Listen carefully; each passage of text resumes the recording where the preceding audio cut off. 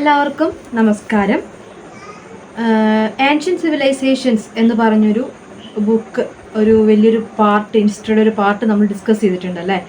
Ancient civilisation ലോകത്തിൻ്റെ തന്നെ world ഹിസ്റ്ററിയുടെ ഭാഗമായിട്ടുള്ള പല നാഗരികതകളും, ഈജിപ്ഷ്യൻ നാഗരികത, മെസപ്പൊട്ടാമിയൻ നാഗരികത, അതിനുശേഷം പിന്നീട് ചൈനീസ് സിവിലൈസേഷൻ, അങ്ങനെ കുറേ കാര്യങ്ങൾ പറഞ്ഞു. അത് കഴിഞ്ഞിട്ട് ആ ഒരു കാലത്തിന് ശേഷം വന്നിട്ടുള്ള Roman, Greek, then Latin America, അങ്ങനത്തെ രാജ്യങ്ങളുടെയൊക്കെ ഒരു ആൻഷ്യൻ ഹിസ്റ്ററി, പ്രാചീനകാല ചരിത്രം നമ്മൾ ഡിസ്കസ് ചെയ്തിട്ടുണ്ട്. അപ്പോൾ ആൻഷ്യൻ സിവിലൈസേഷൻ എന്ന് പറഞ്ഞ കോർ ടെക്സ്റ്റ്. ഇന്ന് നമ്മൾ ചെയ്യാൻ പോകുന്നത് ഒരു ക്വസ്റ്റ്യൻ പേപ്പർ ഡിസ്കഷനാണ്. നമ്മുടെ ടെക്സ്റ്റിൽ തന്നെയുള്ള ഒരു മോഡൽ ക്വസ്റ്റ്യൻ പേപ്പേഴ്സ് ഉണ്ടല്ലോ, അതിൽ സെറ്റ് 1 അതിൻ്റെ ഒരു ഡിസ്കഷനാണ് നമ്മൾ ചെയ്യാൻ ഉദ്ദേശിക്കുന്നത്. എങ്ങനെയാണ് എക്സാമിലേക്ക് നമ്മൾ എത്തുമ്പോൾ എക്സാമിന് എങ്ങനെയാണ് നമ്മൾ കാണേണ്ടത്, അല്ലെങ്കിൽ എക്സാമിനെ കുറിച്ചുള്ള ധാരണകൾ, എങ്ങനെയായിരിക്കണം നമ്മൾ ആൻസർ ചെയ്യേണ്ടത്, അങ്ങനത്തെ കുറച്ച് കാര്യങ്ങൾ നമ്മൾ ഡിസ്കസ് ചെയ്യുന്നത്. അപ്പോൾ നമുക്കറിയാം, നമ്മുടെ പേപ്പർ ഹിസ്റ്ററിയാണ്, ചരിത്രമാണ്. നമ്മളിപ്പോൾ പലരും പറഞ്ഞു കേട്ട് കാണും, ചരിത്രത്തിൽ പറയുമ്പോൾ വാരി വലിച്ച് കുറേ എഴുതി കഴിഞ്ഞാൽ മാർക്ക് കിട്ടും, കുറേ പേജ് വേണമെന്നേ ഉള്ളൂ, അതിൽ എന്ത് കണ്ടന്റ് ആയാലും മാർക്ക് കിട്ടും. പൊതുവെ നമ്മൾ എക്സാംസിനെ കുറിച്ച് അങ്ങനെ പല കാര്യങ്ങളും കേട്ട് കാണും. അതൊന്നും മനസ്സിൽ വെച്ചുകൊണ്ട് ഒരു എക്സാമിനെ സമീപിക്കാൻ പോകരുത്. അതാണ് ഏറ്റവും ആദ്യം പറയാനുള്ളത്. കാരണം നമ്മളൊക്കെയും കേൾക്കുന്ന അല്ലെങ്കിൽ കേട്ടിട്ടുള്ളൊരു കാര്യമായിരിക്കും. ഈ എക്സാം എന്ന് പറയുമ്പോൾ, ഈ എക്സാം വാല്യുവേഷൻ എന്ന് പറയുന്നത് അത് ഓരോ അധ്യാപകരുടെയും കൈകളിലിരിക്കുന്ന കാര്യമാണ്. ഇപ്പോൾ ചില ആളുകൾക്ക് ചിലപ്പോൾ എപ്പോഴെങ്കിലുമൊക്കെ എന്തെങ്കിലുമൊക്കെ എഴുതി വെച്ച് മാർക്ക് കിട്ടിയിട്ടുണ്ടായിരിക്കാം. പക്ഷേ അതൊരിക്കലും ശരിയായിട്ടുള്ളൊരു രീതിയാണ് എന്ന് ധരിച്ചുകൊണ്ട് നമ്മൾ എക്സാമിനെ സമീപിക്കാൻ പോയി കഴിഞ്ഞാൽ ചില അധ്യാപകർ ഇതൊക്കെ വളരെ കർക്കശമായിട്ട്, ചില അധ്യാപകരെന്നല്ല അധിക അധ്യാപകരും ഇതൊക്കെ വളരെ കർക്കശമായിട്ടാണ് നോക്കുക. അപ്പോൾ അവർ ചിലപ്പോൾ ഈ വാരി വലിച്ച് എഴുതിയിട്ട് നിങ്ങൾ പറയും ഞാൻ 5 പേജ് എഴുതി, 6 പേജ് എഴുതി എന്നൊക്കെ പറയും. പക്ഷേ കണ്ടന്റ് ഇല്ലെങ്കിൽ അവർ മാർക്ക് തരില്ല. അപ്പോൾ നമ്മൾ ആദ്യം മനസ്സിലാക്കേണ്ടത്, കുറേ എഴുതി കഴിഞ്ഞാൽ അല്ലെങ്കിൽ ഒരു പേജിന് ഇത്ര അട്ടി പേജ് ഉണ്ടെങ്കിൽ മാർക്ക് കിട്ടും എന്നുള്ള കോൺസെപ്റ്റിനേക്കാൾ ഉപരിയായിട്ട് നമ്മൾ ചോദ്യത്തിന് ഉത്തരം എഴുതുക എന്ന രീതിയിലേക്ക് മാറുക. നിങ്ങളിതിലുള്ള മോഡൽ ക്വസ്റ്റ്യൻ പേപ്പർ കുറച്ച് സിമ്പിളായിട്ടുള്ള ക്വസ്റ്റ്യൻ പേപ്പറാണ്, ചിലപ്പോൾ ഇങ്ങനെ ആയിരിക്കില്ല വരിക. അങ്ങനെ ആവുന്ന സമയത്ത് എന്താണോ ചോദ്യം അതിന് ഉത്തരം എഴുതാൻ ശ്രമിക്കുക. അല്ലാതെ നമ്മളൊരു ചോദ്യം കണ്ടു, ആ ചോദ്യത്തിന് ആയിട്ട് ഒരു ബന്ധവുമില്ലാത്ത ഒരുപാട് കാര്യങ്ങൾ എഴുതിയിട്ട് ആ ചോദ്യത്തിൻ്റെ ആൻസർ ഒരു 2 വരിയിൽ എഴുതി ബാക്കി ഒരു ബന്ധവുമില്ലാത്ത കാര്യങ്ങൾ എഴുതി കഴിഞ്ഞാൽ അത് മാർക്ക് കിട്ടില്ല. അവർ ആ റെലവൻ്റ് ആയിട്ടുള്ള പോയിന്റ് പോലും അനാവശ്യമായിട്ടുള്ള കാര്യങ്ങൾ എഴുതിയതിൻ്റെ പേരിൽ മാർക്ക് തരാതെ കളയേ ചെയ്യുള്ളൂ. മനസ്സിലായോ? അങ്ങനെ ഒരിക്കലും എക്സാമിന് ആൻസർ ടു ദി ക്വസ്റ്റ്യൻ, എന്താണോ ചോദ്യം അത് മനസ്സിലാക്കി ഉത്തരം എഴുതുക. അത് നമ്മൾ നിർബന്ധമായിട്ടും ചെയ്തിരിക്കണം. ചരിത്രമാണ്, എന്തും എഴുതി വയ്ക്കാം, ആരുടെയും ചരിത്രം എഴുതി വയ്ക്കാമെന്നൊന്നും വിചാരിക്കരുത്. മാർക്ക് കിട്ടില്ല, ഒരു മാർക്ക് തരികയില്ല. അപ്പോൾ അത് മനസ്സിൽ വെച്ചുകൊണ്ട് തന്നെ എക്സാം ഹാളിലേക്ക് പോയിട്ട് എക്സാം എഴുതുക എന്നുള്ളതാണ് എനിക്ക് ഏറ്റവും ഇമ്പോർട്ടൻ്റ് ആയിട്ട്, ഏറ്റവും ആദ്യമായിട്ട് എക്സാമിനെ സമീപിക്കുക എന്നുള്ളതിനെ കുറിച്ച് പറയുമ്പോൾ പറയാനുള്ളത്. ഓക്കെ, അപ്പോൾ എക്സാം എന്ന് പറഞ്ഞാൽ അതിൻ്റെ ഗൗരവത്തിൽ ചോദ്യം മനസ്സിലാക്കി ഉത്തരം എഴുതുക, അത്രയാണുള്ളത്. തോന്നുന്നൊന്നും എഴുതി വയ്ക്കരുത്. ഇനി നമുക്ക് ഓരോ സെക്ഷനായിട്ട് നമുക്ക് തിരിച്ചിട്ട് നോക്കാം. നമുക്ക് നിങ്ങളെ മോഡൽ ക്വസ്റ്റ്യൻ പേപ്പർ കണ്ടപ്പോൾ അതിൽ കണ്ടു 4 സെക്ഷനാണ് ഹിസ്റ്ററിയിലെ BA കാർക്ക്. 4 സെക്ഷനാണ്. Section A, section B, section C, section D, അങ്ങനെ 4 സെക്ഷനാണുള്ളത്. അതിൽ ഫസ്റ്റ് സെക്ഷൻ എന്ന് പറയുന്നത് 1 വേർഡാണ്. 1 മാർക്കിൻ്റെ, ഈ ക്വസ്റ്റ്യൻസ് ക്യാരീസ് 1 മാർക്ക് എന്ന് പറയുന്ന 1 മാർക്കിൻ്റെ ചോദ്യങ്ങളാണുള്ളത്. ആ 1 മാർക്കിൻ്റെ ചോദ്യങ്ങൾ എങ്ങനെയായിരിക്കണം? അതിന് 1-2 വരികളിൽ ഉത്തരം എഴുതിയാൽ മതി. അത് സെൻറ്റൻസിലാണ് എഴുതേണ്ടി വരിക. കാരണം 1 മാർക്കായതുകൊണ്ട് ചിലപ്പോൾ 1 വേർഡിൽ ഉത്തരം എഴുതിയാലും കുഴപ്പമൊന്നുമില്ല. 1 വേർഡാണ് 1 മാർക്കിൻ്റെ ചോദ്യം ആയതുകൊണ്ട് ഒരു ഒറ്റ ഇതിൽ എഴുതിയാലും കുഴപ്പമില്ല. 2 സെൻറ്റൻസ് നിങ്ങൾക്ക് എഴുതാൻ അറിയുമെങ്കിൽ ജസ്റ്റ് 2 സെൻറ്റൻസ് എഴുതുക. ഇമ്പോർട്ടൻസ് അല്ല, പക്ഷെ ഉത്തരം ഉണ്ടായിരിക്കണം. അങ്ങനെ 1 വേർഡാണ്, അതിന് ഒറ്റ ഉത്തരമേ ഉണ്ടായിരിക്കുള്ളൂ. അല്ല നമുക്ക് അറിയാവുന്ന എല്ലാ കാര്യങ്ങളും എഴുതി വെച്ചൊരു ഒരു പേജ് മൊത്തം അങ്ങ് എഴുതി വെച്ചാലൊന്നും ഈ 1 മാർക്കിൻ്റെ ക്വസ്റ്റ്യന് 1 മാർക്കേ ഉള്ളൂ, അതിൽ കൂടുതൽ മാർക്ക് ഇട്ടുതരാൻ പറ്റില്ല. അപ്പോൾ അതിന് ആൻസർ ടു ദ ക്വസ്റ്റ്യൻ ആണ്. അപ്പോൾ എന്താണ്, ആ ചോദ്യത്തിന് ഒരു ഒറ്റ വാക്കിൽ തന്നെ ഉത്തരം എഴുതിയാൽ മതി. ഓക്കെ, അതാണ് 1 മാർക്കിൻ്റെ ആദ്യത്തെ സെക്ഷൻ എന്ന് പറയുന്നത്. നെക്സ്റ്റ് സെക്ഷൻ ബിയിൽ 2 മാർക്കിൻ്റെയാണ് സെക്ഷൻ ബി എന്ന് പറയുന്നത്. 2 മാർക്കിൻ്റെ ചോദ്യം എന്ന് പറയുമ്പോൾ നമുക്ക് ഒരു അര പേജ് എഴുതാം. 2 മാർക്കിന് ഒരു 4 വരി, മാക്സിമം 4 ഒരു സെൻറ്റൻസിൽ 4 വരിയിൽ ഒരു അര പേജ് എഴുതാമെന്നാണ് നമുക്ക് തോന്നുന്നത്. ഈ അര പേജ് എന്ന് പറയുമ്പോൾ നമുക്ക് പേജ് കണക്കാക്കാം. ഇപ്പോൾ നമ്മൾ നോക്കുകയാണെങ്കിൽ ഇതാണ് നിങ്ങളുടെ ഒരു പേജ് എന്ന് പറയുന്നത്. ഇതാണൊരു പേജ്. ഇത് രണ്ടും കൂടെ ചേരുമ്പോൾ ഇതിൻ്റെ ഒരു പേജ്, ഇതൊരു പുറം, ഇത് രണ്ടാമത്തെ പുറം, അങ്ങനെയാണ് വരിക. ഒരു പേജിൻ്റെ തന്നെ അപ്പോൾ 2 ഭാഗങ്ങളുണ്ടാവും അല്ലേ. ഒരു പേജിൻ്റെ ഒരു പുറം ഉണ്ടാവും, ഇപ്പുറത്തൊരു പുറം ഉണ്ടാവും. ഇത് പേജ് 1, ഇത് പേജ് 2, അങ്ങനെയാണ് കണക്കാക്കുക. അപ്പോൾ ഇതൊരു പുറം, ഇത് രണ്ടാമത്തെ പുറം, അങ്ങനെ 2 പുറം ഉണ്ടായിരിക്കും. അപ്പോൾ ഈ 2 മാർക്കിൻ്റെ ക്വസ്റ്റ്യന് ഈ ഒരു പുറത്തിൽ പകുതി എഴുതിയാൽ മതി. ഓക്കെ, ഈ ഒരു പുറത്തിൽ പകുതിയാണ് 2 മാർക്കിൻ്റെ ഒരു ചോദ്യത്തിന് ഉത്തരം എഴുതേണ്ടതുള്ളൂ. അതായത് മാക്സിമം ഒരു 4 സെൻറ്റൻസ് ആയിരിക്കും അതിന് വേണ്ടി വരുള്ളൂ. അതിനുള്ള ചോദ്യം അതിൽ ഉണ്ടാവുകയുള്ളൂ, അത്ര തന്നെ എഴുതിയാൽ മതി. ഇനി ചിലപ്പോൾ നിങ്ങൾക്ക് കൂടുതൽ അറിയാവുന്ന ക്വസ്റ്റ്യൻ ആയിരിക്കും ഈ 2 മാർക്കിന് ചോദിച്ചത്. അപ്പോഴും നമ്മൾ ഒരുപാടൊന്നും എഴുതി വെക്കേണ്ട കാര്യമില്ല. ഈ ഒരു അരപ്പുറം തന്നെ, ഒരു പേജിൻ്റെ പകുതി തന്നെ, അല്ലെങ്കിൽ ഒരു പുറത്തിൻ്റെ പകുതി തന്നെ എഴുതിയാൽ മതി, അത്രയും അതിൻ്റെ എഴുതേണ്ട കാര്യമുള്ളൂ. ഓക്കെ, അപ്പോൾ അതാണ് സെക്കൻഡ് സെക്ഷൻ എന്ന് പറയുന്നത്. ഇനി തേർഡ് സെക്ഷൻ സി ആകുമ്പോൾ അതെന്ന് വെച്ചിട്ടുണ്ടെങ്കിൽ 4 മാർക്കിൻ്റെ ചോദ്യമാണ്. 4 മാർക്കിൻ്റെ ചോദ്യമാകുമ്പോൾ നമുക്ക് വേണമെങ്കിൽ ഒരു പേജിൻ്റെ ഒരു പുറം മുഴുവനോ വേണമെന്നുണ്ടെങ്കിൽ അപ്പുറത്തെ പുറം കൂടെ എഴുതാം. അതായത് ഒരു 2 ഭാഗമുള്ള ഒരു ഫുൾ പേജ്, ഒരു പുറം 2 പുറം അങ്ങനെ എഴുതാം. അല്ലെങ്കിൽ 4 മാർക്കിൻ്റെ ക്വസ്റ്റ്യൻ അല്ല, ഒരു പുറത്തിൽ 2 പുറം എഴുതാം. 2 പുറത്തിൽ റെലവൻ്റ് ആയിട്ടുള്ള ആൻസേഴ്സ് വേണം, അല്ലെങ്കിൽ ഒരു 1.5 പുറം ആയാലും കുഴപ്പമൊന്നുമില്ല. അപ്പോൾ അത്രയാണ് ഈ 4 മാർക്കിൻ്റെ ചോദ്യത്തിന് എഴുതേണ്ടത്. ഒരു പുറം എന്തായാലും എഴുതണം. 4 മാർക്കിൻ്റെ ചോദ്യത്തിന് ഒരു പുറത്തിൽ എന്തായാലും ഉത്തരം ഉണ്ടായിരിക്കണം, മുഴുവൻ ഉത്തരം ഉണ്ടായിരിക്കണം. മനസ്സിലായല്ലോ? ഒരു പുറം നിർബന്ധമാണ് 4 മാർക്കിൻ്റെ ചോദ്യത്തിൽ. ഓക്കെ, ഇനി അടുത്തത് ഏറ്റവും ലാസ്റ്റ് സെക്ഷൻ ഡി എന്ന് വെച്ചിട്ടുണ്ടെങ്കിൽ 10 മാർക്കിൻ്റെ ചോദ്യമാണ്. 10 മാർക്കിൻ്റെ ചോദ്യം എന്ന് പറയുമ്പോൾ അപ്പോൾ ഒരു 5 പേജെങ്കിലും 5 പുറമെങ്കിലും എഴുതണം. ഒരു പേജിൻ്റെ ഒരു പുറം 2 പുറം, അടുത്ത പേജിൻ്റെ ഒരു പുറം 2 പുറം, മൂന്നാമത്തെ പേജിൻ്റെ ഒരു പുറം, അങ്ങനെ ഒരു 5 പേജ് 5 പുറമെങ്കിലും നമ്മൾ എഴുതിയിട്ടുണ്ടായിരിക്കണം. 10 മാർക്കിൻ്റെ ക്വസ്റ്റ്യൻ എന്ന് പറയുന്നത് എസ്സേ ക്വസ്റ്റ്യൻ ആണ് അല്ലേ. 10 മാർക്കിൻ്റെ ക്വസ്റ്റ്യൻ എന്ന് പറയുമ്പോൾ അത്രയെങ്കിലും എഴുതിയിട്ടുണ്ടാവണം. ഓക്കെ, അതാണ് എക്സാം എഴുതുമ്പോൾ നമ്മൾ ശ്രദ്ധിക്കേണ്ട ഒരു കാര്യങ്ങളെന്ന് പറയുന്നത്. ഈ 5 പുറത്തിൽ ഞാൻ നേരത്തെ പറഞ്ഞത് പിന്നെയും പറയാണ്, നമുക്ക് തോന്നുന്നത് ഒന്നും എഴുതി വയ്ക്കരുത്, ക്വസ്റ്റ്യന് ആൻസറാണ് എഴുതേണ്ടത്. ഓക്കെ, ഇനി നമുക്ക് ഈ 4 സെക്ഷൻ ഉണ്ടെന്ന് പറഞ്ഞില്ലേ, നമ്മൾ ആൻസർ എഴുതുമ്പോൾ നമുക്കതിൽ ഏത് സെക്ഷൻ വേണമെങ്കിലും ആദ്യം എഴുതാം. ശരിക്കും ഏത് ക്വസ്റ്റ്യൻ വേണമെങ്കിലും ആദ്യം ഉത്തരം എഴുതാം, അങ്ങനെയാണ് പറയുക. പക്ഷെ നമ്മൾ എഴുതുമ്പോൾ കുറച്ചും കൂടെ ഒരു സിസ്റ്റമാറ്റിക് ആയിട്ട് എഴുതാം. ഇപ്പോൾ നിങ്ങൾക്ക് സെക്ഷൻ എ എന്ന് പറഞ്ഞാൽ 1 വേർഡ് ക്വസ്റ്റ്യൻ ആണല്ലേ. ഈ 1 വേർഡ് ക്വസ്റ്റ്യൻ ആദ്യം എഴുതാൻ താല്പര്യമില്ലെങ്കിൽ നമുക്ക് വേണമെങ്കിൽ സെക്ഷൻ ബി എഴുതാം. അത് താല്പര്യമില്ലെങ്കിൽ സെക്ഷൻ സി തുടങ്ങാം, സെക്ഷൻ ഡി ആയാലും തുടങ്ങാം. ഏത് സെക്ഷനാണ് നമുക്ക് ആദ്യം തുടങ്ങേണ്ടതെന്ന് വെച്ചാൽ തുടങ്ങാം. പക്ഷേ ശ്രദ്ധിക്കേണ്ട കാര്യം, ആ സെക്ഷൻ തുടങ്ങിക്കഴിഞ്ഞാൽ ആ സെക്ഷനിൽ എഴുതാൻ പറഞ്ഞിട്ടുള്ള ചോദ്യങ്ങൾ മൊത്തം എഴുതണം. അപ്പോൾ എസ് സി ക്വസ്റ്റ്യൻ ആണെങ്കിൽ എസ് സി ക്വസ്റ്റ്യൻ ഒരു 4 ക്വസ്റ്റ്യൻ തന്നിട്ട് 2 ക്വസ്റ്റ്യനാണ് ആൻസർ ചെയ്താൻ പോയത്. അപ്പോൾ ആ 2 ക്വസ്റ്റ്യൻ്റെ ആൻസറും ആദ്യം തന്നെ എഴുതിയിരിക്കണം. അപ്പോൾ സെക്ഷൻ ഡി ആണ് നമ്മൾ തുടങ്ങുന്നതെങ്കിൽ സെക്ഷൻ ഡിയിലെ 2 ക്വസ്റ്റ്യൻ ആദ്യം എഴുതിയിരിക്കണം. അഥവാ ഇനി സെക്ഷൻ 1 വേർഡ് ക്വസ്റ്റ്യൻ ആണ് ആദ്യം എഴുതുന്നതെങ്കിൽ അതിൽ 10 ക്വസ്റ്റ്യനാണ് എഴുതാൻ പറഞ്ഞിട്ടില്ല, ആ 10 ക്വസ്റ്റ്യൻ്റെ ഉത്തരം ആദ്യം എഴുതിയിരിക്കണം. അതായത് ഒരു സെക്ഷനിൽ വരുന്ന ചോദ്യങ്ങൾ ഉത്തരം ഒരുമിച്ച് എഴുതാൻ ശ്രദ്ധിക്കുക. മനസ്സിലായോ? ആ ഒരു രീതി ഫോളോ ചെയ്യുന്നത് കുറച്ചും കൂടെ എളുപ്പമായിരിക്കും. അല്ലെങ്കിൽ എന്താ പ്രശ്നം എന്ന് വെച്ച് കഴിഞ്ഞാൽ പേപ്പർ നോക്കുമ്പോൾ അധ്യാപകർക്ക് എവിടെയെങ്കിലും ഒരു കൺഫ്യൂഷൻ വന്നു കഴിഞ്ഞിട്ടുണ്ടെങ്കിൽ, ഇപ്പോൾ നമ്മൾ ആദ്യം essay ക്വസ്റ്റ്യൻ എഴുതിയെന്ന് വിചാരിക്കുക. essay ക്വസ്റ്റ്യൻ്റെ ഒരു ക്വസ്റ്റ്യൻ നമ്മൾ ആദ്യം എഴുതി. ആ essay ക്വസ്റ്റ്യനിൽ അടുത്ത ക്വസ്റ്റ്യൻ എഴുതാതെ, സെക്ഷൻ ഡിയിലെ രണ്ടാമത്തെ ക്വസ്റ്റ്യൻ എഴുതാതെ നമ്മൾ പോയിട്ട് സെക്ഷൻ ബിയിലെ ഒരു ക്വസ്റ്റ്യൻ എഴുതിയെന്ന് വിചാരിക്കുക. ചിലപ്പോൾ നോക്കുന്ന അധ്യാപകർ വിചാരിക്കും സെക്ഷൻ ഡി തുടങ്ങിയ സ്ഥിതിക്ക് അതിൻ്റെ 2 ക്വസ്റ്റ്യനും എഴുതും, അപ്പോൾ രണ്ടാമത്തെ ക്വസ്റ്റ്യൻ എന്ന് പറയുന്നത് സെക്ഷൻ ഡിയിലെ തന്നെ ആയിരിക്കാം എന്ന് വിചാരിച്ചിട്ട് അവർ മാർക്ക് ഇടുമ്പോൾ അവർ വിചാരിക്കും ഈ കുട്ടി എന്താ ഇത്ര കുറച്ച് എഴുതിക്കണമെന്ന് വിചാരിച്ചിട്ട് ചിലപ്പോൾ മാർക്ക് കുറച്ചിടാൻ സാധ്യതയുണ്ട്. കാരണം അവരുടെ മനസ്സിൽ ഈ കുട്ടി സെക്ഷൻ ഡിയിലെ രണ്ടാമത്തെ ചോദ്യം ആയിരിക്കും എഴുതാമെന്നായിരിക്കും. അപ്പോൾ അങ്ങനത്തെ ചില കൺഫ്യൂസിങ് ഫാക്ടേഴ്സ് ഉണ്ട്. അത് ഒഴിവാക്കാൻ വേണ്ടിയിട്ടാണ് പറയുന്നത്.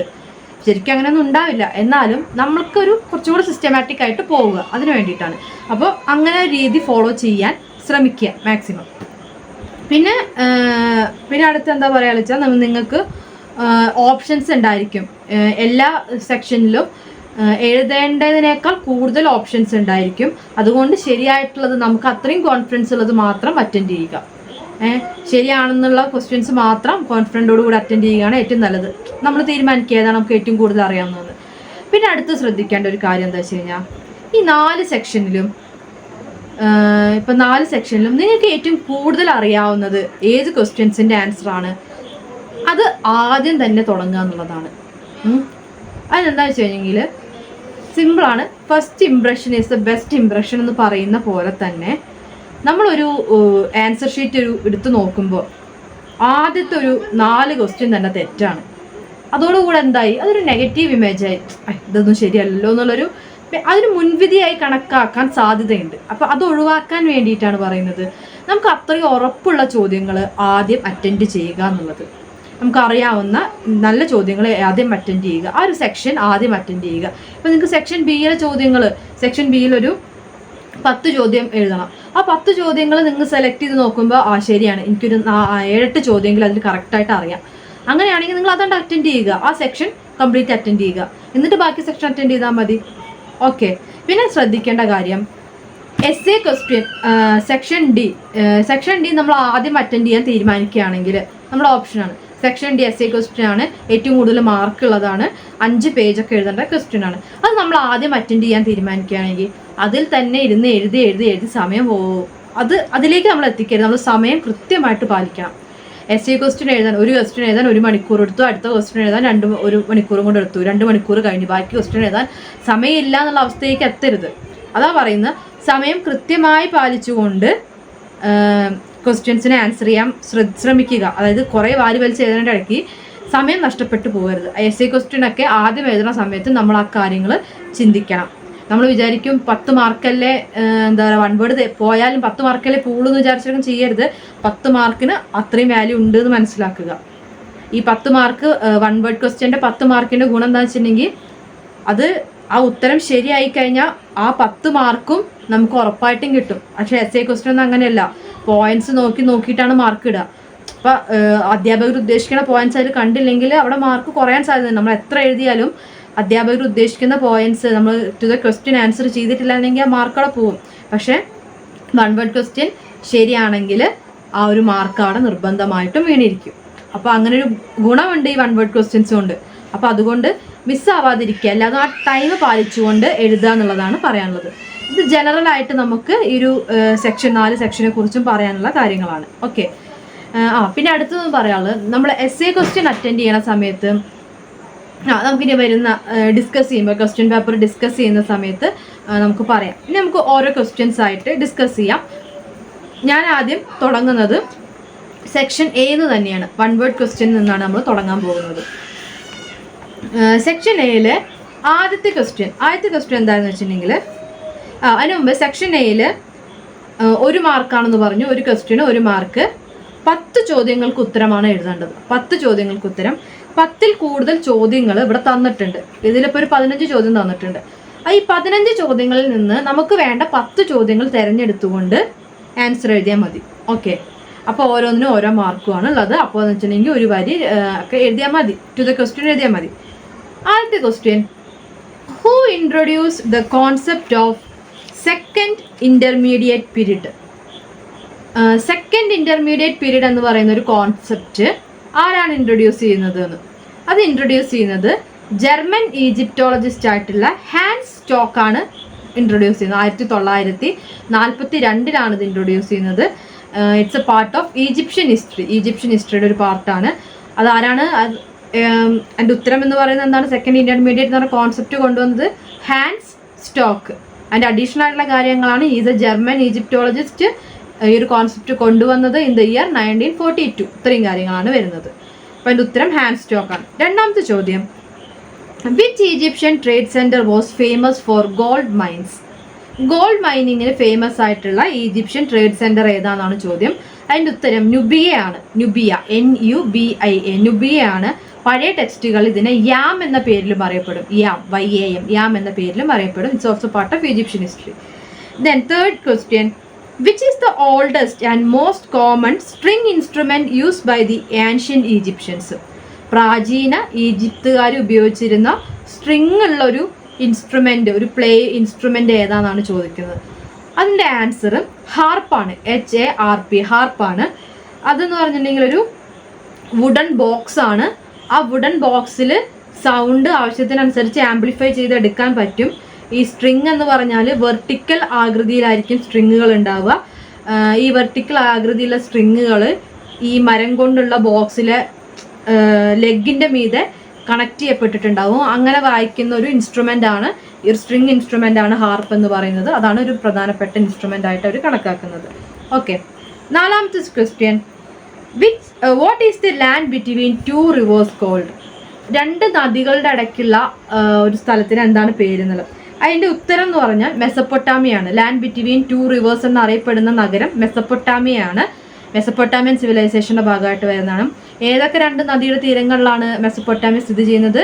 Euphrates and Tigris. അത് നമ്മൾ അഡീഷണൽ ആണ്. ഉത്തരം മെസപ്പൊട്ടാമിയാണ്.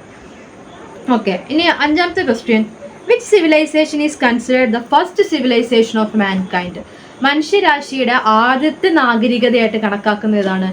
The correct answer is Sumerian civilization. അഞ്ചാമത്തെ ചോദ്യത്തിൻ്റെ കറക്റ്റ് ആൻസർ സുമേറിയൻ സിവിലൈസേഷൻ ആണ്.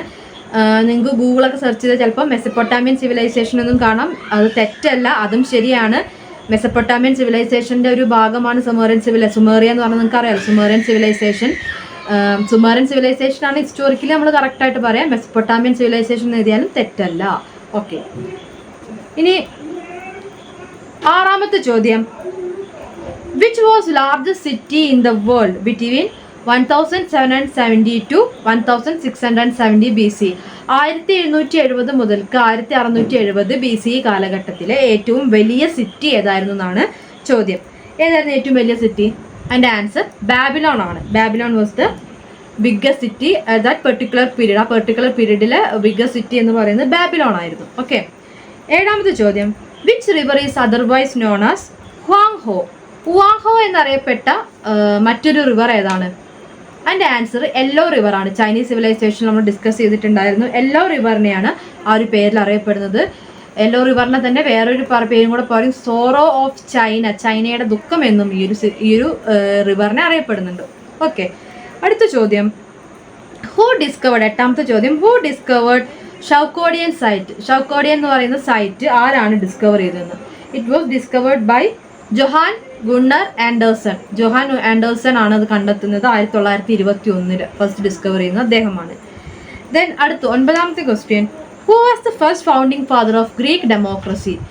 ഗ്രീക്ക് ഡെമോക്രസിയുടെ ആദ്യത്തെ അത് കണ്ടുപിടിച്ച ആൾ അല്ലെങ്കിൽ ഫൗണ്ടിങ് ഫാദർ എന്നൊക്കെ അറിയപ്പെടുന്ന ആരാണ്? പിതാവ് എന്നൊക്കെ അറിയപ്പെടുന്നത് ആരെയാണ് എന്നാണ് ചോദിക്കുന്നത്. അതിൻ്റെ ആൻസർ ക്ലീസ്തനസ് ആണ്. CLEISTHENES, ക്ലീസ്തനസ് ആണ് ഏഥേനിയൻ ഡെമോക്രസിയുടെ പിതാവ്, ഏഥേനിയൻ ഡെമോക്രസിയുടെ ഫൗണ്ടർ എന്നൊക്കെ അറിയപ്പെടുന്നത്.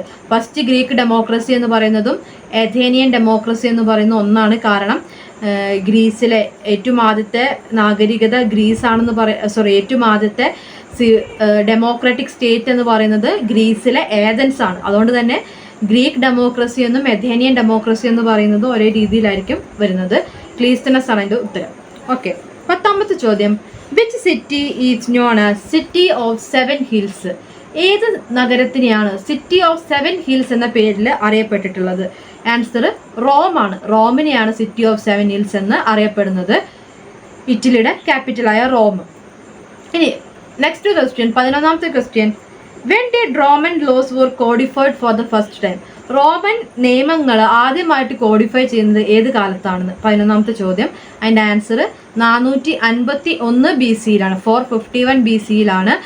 അത് ഒരു കൺഫ്യൂസിങ് ചോദ്യമാണ്. 450 BC ഒന്നും ചിലതിൽ കാണാൻ സാധിക്കുന്നുണ്ട്. അതൊരു കൺഫ്യൂസിങ് ഫാക്ടറാണ്. 451 BC ആണ് നമ്മൾ പൊതുവെ കണക്കാക്കുന്നത്. അപ്പോൾ അതാണ് അതിൻ്റെ ആൻസറായിട്ട് നമുക്ക് ഇപ്പോൾ വിശ്വസിക്കാം. 451 BC ആണ് 11th ക്വസ്റ്റ്യൻ്റെ ആൻസർ. ഇതിനെ 12 ടേബിൾസിലാക്കിയിട്ട് ബ്രോൺസ് കൊണ്ടുള്ള ബ്രോൺസ് കട്ടുകളിൽ ബ്രോൺസിന് മീത് എഴുതിയിട്ട് അതൊരു 12 ടേബിൾസ് എന്നൊക്കെയാണ് ഇതിനെ അറിയപ്പെടുന്നത്. 10 പേരടങ്ങുന്ന ഒരു കമ്മിറ്റിയാണ് ഈ നിയമങ്ങളെല്ലാം ഉണ്ടാക്കുന്നത്. പ്രാചീന കാലത്താണ് കേട്ടോ, പ്രാചീന കാലത്ത് ഇതെല്ലാം ഉണ്ടാക്കുന്നത്. അങ്ങനെ ഒരു ചരിത്രമാണ് ഇതിനുള്ളത്.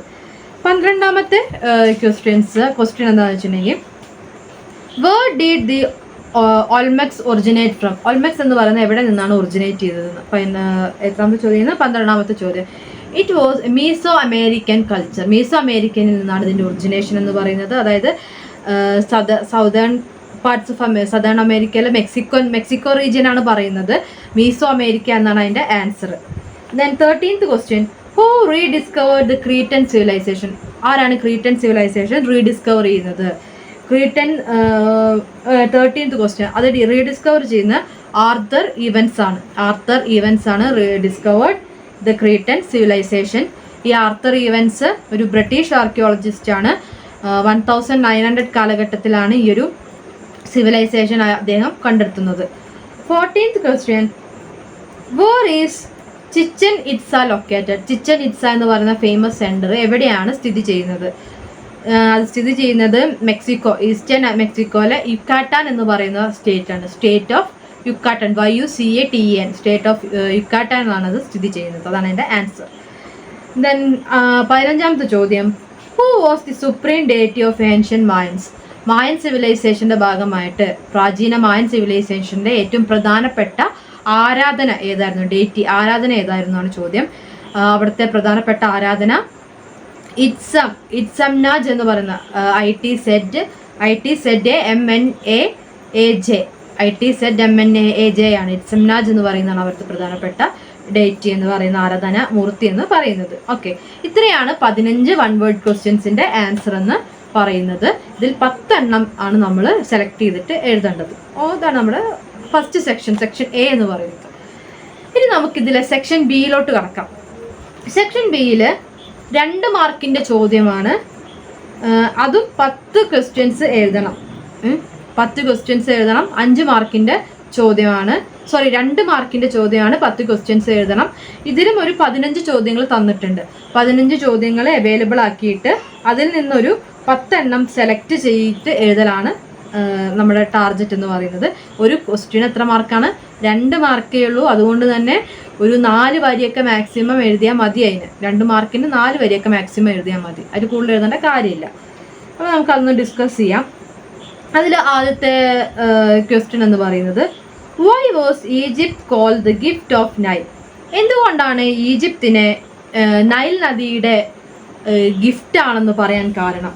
എന്തുകൊണ്ടായിരിക്കും ഈജിപ്ത് അങ്ങനെ പറയാൻ കാരണം? അതിൻ്റെ കാരണം എന്ന് പറഞ്ഞാൽ, നൈൽ നദിയുടെ തീരത്താണ് ഈജിപ്ഷ്യൻ നാഗരികത ഉത്ഭവിച്ചതും വളർന്നതും അതിൻ്റെ പ്രാപ്തിയിലെത്തിയതും. അതാണ് ആദ്യത്തെ പ്രധാന കാരണം എന്ന് പറയുന്നത്. ദെൻ ഈ നൈൽ നദി ഒരു സമയം എത്തുമ്പോൾ അത് പല രാജ്യങ്ങളിലൂടെ ഒഴുകുകയും അങ്ങനെ പല രാജ്യങ്ങളിലൂടെ ഒഴുകിയിട്ടുള്ള പല ധാതുക്കൾ അടങ്ങിയിട്ടുള്ള മണ്ണ് നൈൽ നദിയുടെ തീരങ്ങളിൽ സുലഭമായിരുന്നു. അപ്പോൾ വളരെ ഫലഭൂയിഷ്ടമായിട്ടുള്ള ഫെർട്ടൈൽ സോയിലാണ് നൈൽ നദിയുടെ തീരങ്ങളിലുള്ളത്. അതുകൊണ്ട് തന്നെ അവിടെ കൃഷിക്ക് വളരെ അനുയോജ്യവും ജനങ്ങൾക്ക് വാസം കൂടുതൽ ഉറപ്പുമായിരുന്നു. അവിടെ തീരങ്ങളിലുണ്ടായിരുന്ന പ്രധാനപ്പെട്ട ക്രോപ്സ് ആണ് വീറ്റ്, ഫ്ലാക്സ്, പേപ്പറസ് എന്നൊക്കെ. അതുകൊണ്ട് തന്നെ നൈൽ നദിയുടെ വരദാനമാണ് ഈജിപ്ത് എന്ന് വിളിക്കുന്നത്. ഓക്കെ, അതാണ് അതിൻ്റെ ആൻസർ എന്ന് പറഞ്ഞത്. 17ാമത്തെ ചോദ്യം, വാട്ട് ഈസ് വാഫ എൽ നിൽ? എന്താണ് വാഫ എൽ നിൽ എന്ന് പറഞ്ഞാൽ എന്താണ്? ഈ നൈൽ നദിയുടെ ഫ്ലഡ്, നൈൽ നദി വളരെ സമ്പുഷ്ടമായിട്ടുള്ള നൈൽ നദിയിൽ ഫ്ലഡ് ഉണ്ടാവും, അതായത് വെള്ളപ്പൊക്കം ഉണ്ടാകും. ആ വെള്ളപ്പൊക്കം ഉണ്ടാവുന്ന കാലഘട്ടം ഒരു ആനുവൽ ഹോളിഡേ ആയിട്ടാണ് പ്രാചീന ഈജിപ്തുകാർ ആഘോഷിച്ചിട്ടുണ്ടായിരുന്നത്. ഒരു ഒഴിവ് കാലമായിട്ടാണ് ഈ ഒരു കാലഘട്ടത്തിന് പ്രാചീന ഈജിപ്തുകാർ കൊണ്ടു നടന്നിരുന്നത്. ഒരു 2 വീക്സാണ് ഈ ഒരു ഇതിൻ്റെ ഒരു കാലഘട്ടം എന്ന് പറയുന്നത്. 2 ആഴ്ചയോളം ഒരു ആനുവൽ ഹോളിഡേ ആയിരുന്നു. ഓഗസ്റ്റ് 15 മുതൽക്ക് ആ ഒരു കാലഘട്ടം മുതൽക്ക് ഒരു മാസത്തോളം 2 ആഴ്ചയോളം നീളുന്ന ഒരു അവധിയാണത്. ഈ ഒരു പെർട്ടിക്കുലർ പീരീഡിനെയാണ് വാഫ എൽ നീൽ എന്ന് പറയുന്നത്. വാഫ എൽ നീൽ എന്ന് പറയുന്നത് ഈ ഒരു കാലഘട്ടത്തിനെയാണ്. ഓക്കെ, മനസ്സിലായില്ലേ? ഇനി അടുത്ത question, 18th question.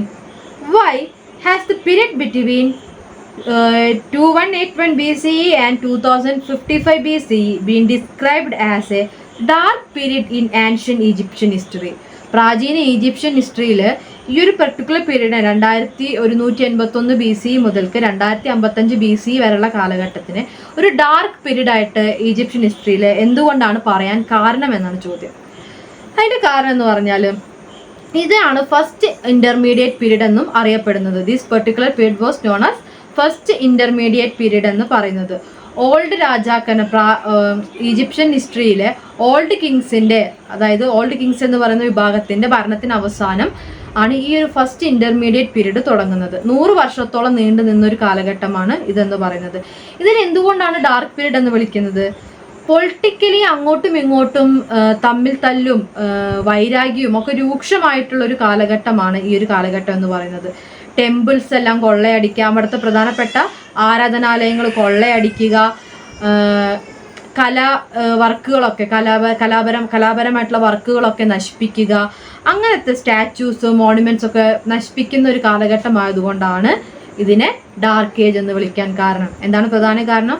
Plunder of temples, destruction of art work, sculptures, then paintings, statues, etc. Then so this particular period was known as dark age of Egyptian history. ഇതാണ് അതിൻ്റെ ഉത്തരവെന്ന് പറയുന്നത്. ഓക്കെ, ഇനി 19th ക്വസ്റ്റ്യൻ എന്ന് പറയുന്നത് the geographical area of ancient Mesopotamia is also called the Fertile Crescent. Why? Ancient മെസപ്പൊട്ടാമിയയുടെ ഒരു land geographical ഏരിയനെ fertile crescent എന്ന പേരിൽ വിളിക്കുന്നുണ്ട്. ഫെർട്ടൈൽ ക്രസന്റ് എന്നും അറിയപ്പെടുന്നുണ്ട്. അതെന്തുകൊണ്ടാണ് എന്നാണ് 19ാമത്തെ ചോദ്യം. അതിന് കാരണം എന്താ വെച്ചിട്ടുണ്ടെങ്കിൽ യൂഫ്രട്ടീസ് ടൈഗ്രീസ് നദിയുടെ തീരങ്ങൾ ഒരു ഫ്ലഡ് കഴിയുമ്പോൾ, ഒരു വെള്ളപ്പൊക്കം കഴിയുമ്പോൾ ഒരുപാട് ധാതുക്കൾ ഒഴുകി വന്നിട്ട് അവിടെ അടിയുന്നൊരു സ്ഥിതിയുണ്ട്. അപ്പോൾ ഒരുപാട് മിനറൽസ് ഈ യൂഫ്രട്ടീസ് ടൈഗ്രീസ് നദിയുടെ തീരത്ത് അടിയുന്നത് കൊണ്ട് തന്നെ alluvium soil rich alluvium soil, alluvium deposit വളരെ കൂടുതലുള്ള നദി, ഒരു മണലാണ് അവിടെ ഉള്ളത്. അത് വളരെ ഹെൽപ്ഫുള്ളാണ്, മനുഷ്യവാസത്തിന് വളരെ ഉപകാരപ്രദമാണ്. അതുകൊണ്ട് ഇതിനെ ഫെർട്ടൈൽ ക്രസന്റ് എന്ന് വിളിക്കുന്നു. അതാണ് അതിൻ്റെ ആൻസർ. ഓക്കെ, ഇനി 20ാമത്തെ ചോദ്യം. What was the nature of Sumerian city states? Sumerian city സ്റ്റേറ്റ്സിൻ്റെ ആദ്യത്തെ സിവിലൈസേഷനായിട്ട് സുമേറിയൻ സിവിലൈസേഷനിലെ സിറ്റി സ്റ്റേറ്റ്സിൻ്റെ പ്രത്യേകത എന്താണെന്നാണ് 20ാമത്തെ ചോദ്യം. അതിൻ്റെ പ്രത്യേകത എന്താണെന്ന് വെച്ചിട്ടുണ്ടെങ്കിൽ ഇവിടുത്തെ ഭരണം എന്ന് പറഞ്ഞാൽ ഒരു ചീഫ് ഉണ്ടായിരിക്കും. ആ ചീഫിനായിട്ട് ബന്ധപ്പെട്ടിട്ടുള്ള പ്രീസ്റ്റ് എന്ന് വെച്ചിട്ടുണ്ടെങ്കിൽ പൂജയെല്ലാം ചെയ്യുന്ന ആൾക്കാരുണ്ടായിരിക്കും. കമാൻഡർ ആർമിയുടെ കമാൻഡർ ഉണ്ടായിരിക്കും. ഇറിഗേഷൻ കൺട്രോൾ ചെയ്യാനൊരു വിഭാഗം ഉണ്ടായിരിക്കും. അപ്പോൾ ഒരു പ്രീസ്റ്റ് കിങ് എന്ന് പറയുന്ന ഒരു കോൺസെപ്റ്റാണ് സുമേറിയൻ സിറ്റി സ്റ്റേറ്റ്സിൻ്റെ പ്രത്യേകത എന്ന് പറയുന്നത്. പിന്നെ മറ്റൊരു ഫീച്ചർ എന്ന് പറയുന്നത് ഓരോ സിറ്റി സ്റ്റേറ്റിനും അവരുടേതായിട്ടുള്ള ദൈവങ്ങളുണ്ടായിരിക്കും. സിറ്റി സ്റ്റേറ്റ്സ് തമ്മിൽ പരസ്പരം യുദ്ധങ്ങളും കാര്യങ്ങളെല്ലാം ഉണ്ടാവുമെങ്കിലും ഒരു പുറത്തുനിന്നൊരു അറ്റാക്ക് വരുന്ന സമയത്ത് ഈ സിറ്റി സ്റ്റേറ്റ്സ് എല്ലാം ഒരുമിച്ച് നിൽക്കും. അപ്പോൾ മാത്രമേ ഈ സിറ്റി സ്റ്റേറ്റ്സ് ഒരുമിച്ച് നിൽക്കുകയും ചെയ്യുള്ളൂ. ഫോർ എക്സ്റ്റേണൽ വാർ ടൈമിൽ മാത്രം. അല്ലാത്തപ്പോൾ അവർക്ക് സ്വന്തമായിട്ട് ദൈവമുണ്ട്. അവർക്ക് ഓരോ സിറ്റി സ്റ്റേറ്റിനും അവരുടെ ഇറിഗേഷൻ പർപ്പസ് ഉണ്ട്, ആർമി ഉണ്ട്, കമാൻഡർ ചീഫ് ഉണ്ട്, പ്രീസ്റ്റ് ഉണ്ട്, രാജാവുണ്ട്. അപ്പോൾ ഇത്രയും ആണ് ഓരോ സിറ്റി സ്റ്റേറ്റിൻ്റെയും പ്രത്യേകത എന്ന് പറയുന്നത്. മനസ്സിലായോ? അടുത്തത് 21ാമത്തെ ചോദ്യം.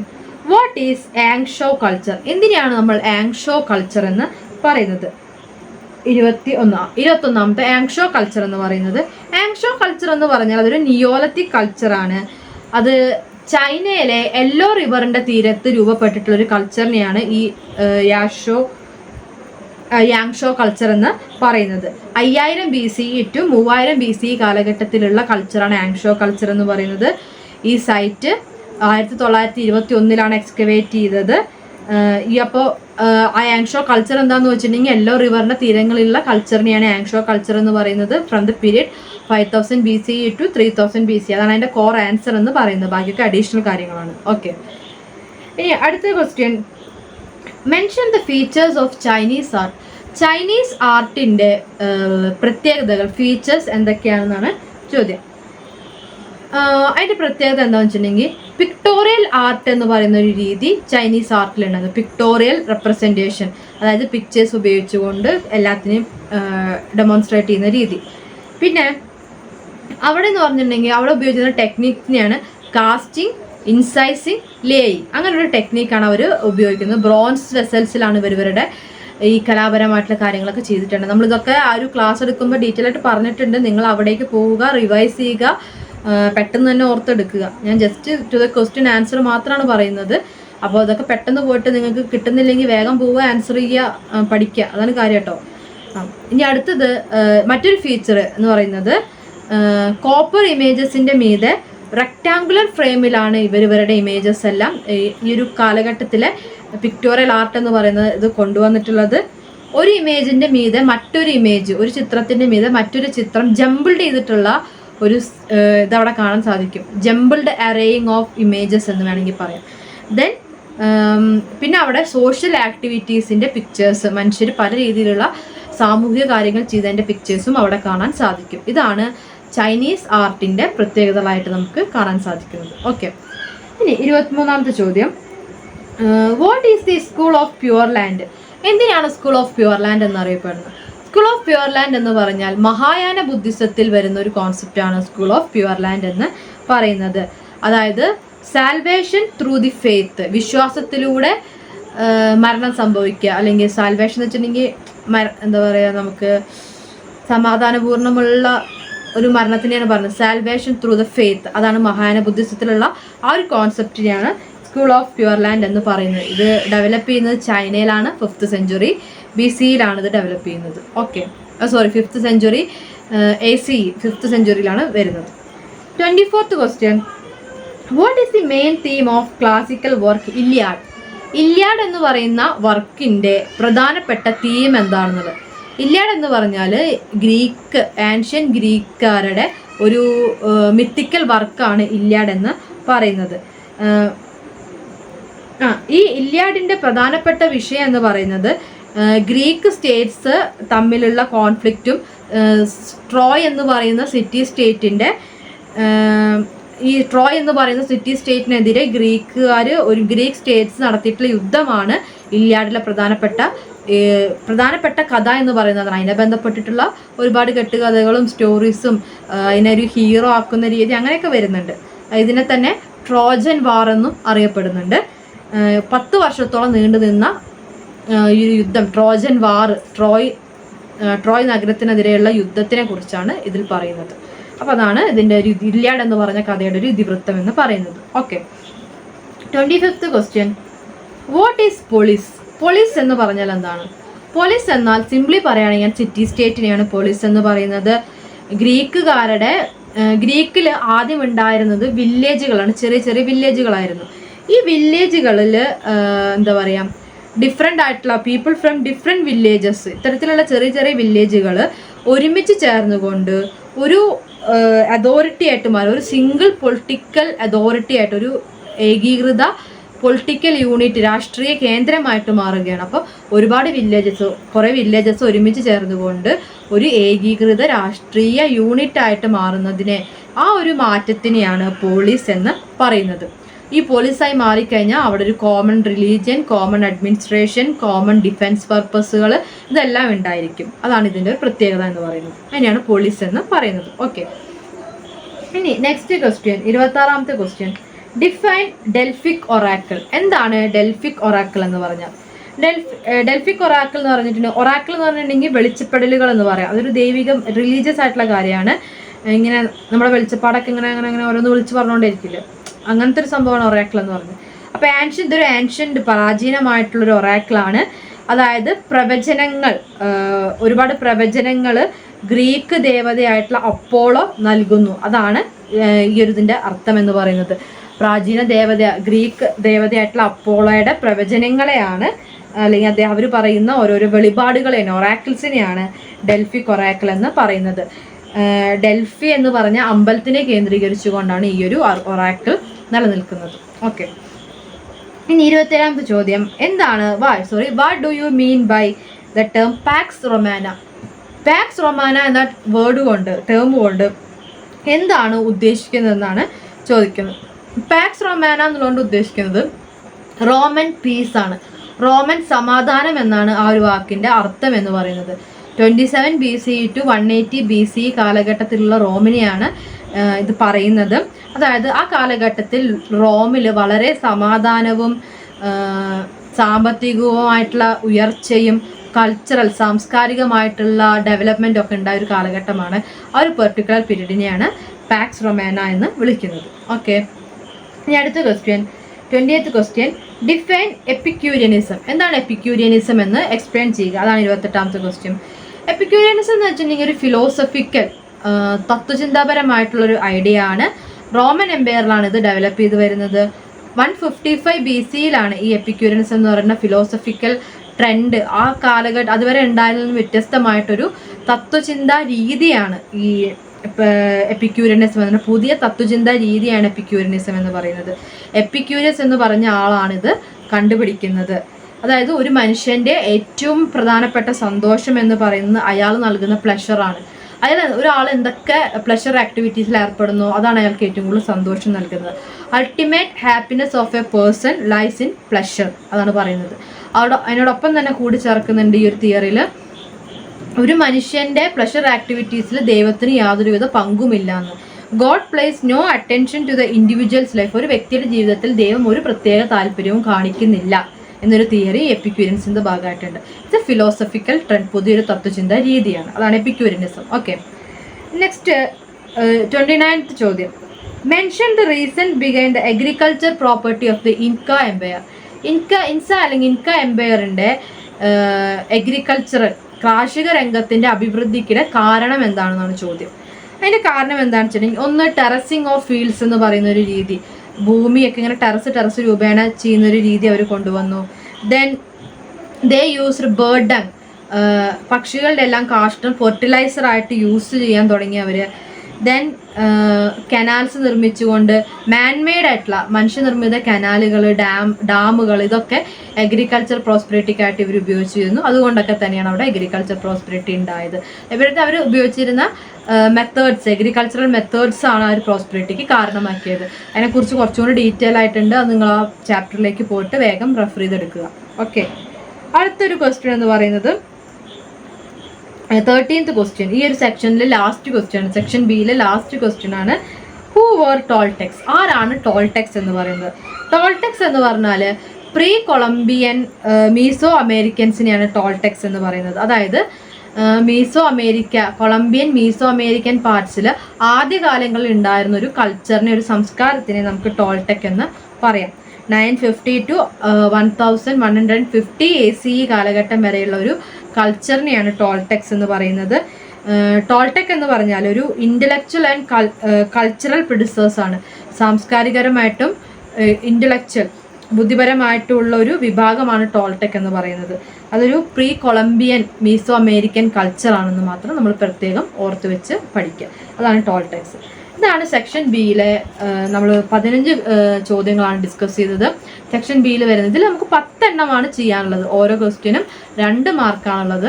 അപ്പോൾ ഒരു 4 വരിയിൽ എഴുതുക. അപ്പോൾ ഇത്രയാണ് നമ്മൾ അതിനെക്കുറിച്ചൊക്കെ ഡിസ്കസ് ചെയ്ത് കഴിഞ്ഞു. അപ്പോൾ നമ്മൾ സെക്ഷൻ എയും ഡിസ്കസ് ചെയ്തു, സെക്ഷൻ ബിയും ഡിസ്കസ് ചെയ്തു. ഇത് രണ്ടും എന്ന് പറഞ്ഞാൽ ഈ ഒരു നമ്മുടെ ഹിസ്റ്ററി ക്വസ്റ്റ്യൻ പേപ്പറിലെ ഈ 2 സെക്ഷനാണ് ഏറ്റവും ചെറിയ ഭാഗം എന്ന് പറയുന്നത്. നമ്മൾ അധികം ടൈമൊന്നും എടുക്കാതെ പെട്ടെന്ന് എഴുതി പോവേണ്ടത്. അതായത് ആദ്യത്തെ ഒരു 3/4 മണിക്കൂറിനുള്ളിൽ എക്സാം തുടങ്ങി ആദ്യത്തെ ഒരു 3/4 മണിക്കൂറിൻ്റെ ഉള്ളിൽ ഈ 2 സെക്ഷനും നമുക്ക് കൈകാര്യം ചെയ്യാൻ പറ്റണം. പെട്ടെന്ന് എഴുതി തീർക്കാൻ പറ്റണം. 3/4 മണിക്കൂർ മാക്സിമം ടൈമാണ് ഞാൻ പറയുന്നത്. അരമണിക്കൂറിലൊക്കെ സുഖമായിട്ട് തീർക്കാം. 1 വേർഡൊക്കെ അല്ലേ ആദ്യത്തത്, പെട്ടെന്ന് എഴുതാം. പിന്നെ ഇത് 2 മാർക്കിൻ്റെ ഒരു 4 വരെ എഴുതാനുള്ള ടൈം അപ്പോൾ മാക്സിമം 3/4 മണിക്കൂറിൽ നമ്മളിത് തീർത്തിരിക്കണം. ഓക്കെ, എന്നാലാണ് ബാക്കിയുള്ളൊക്കെ ഏതും സമയം കിട്ടുള്ളൂ. ഇതാണ് ഏറ്റവും ചെറിയ 2 സെക്ഷൻ എന്ന് പറയുന്നത് ഇതിൽ.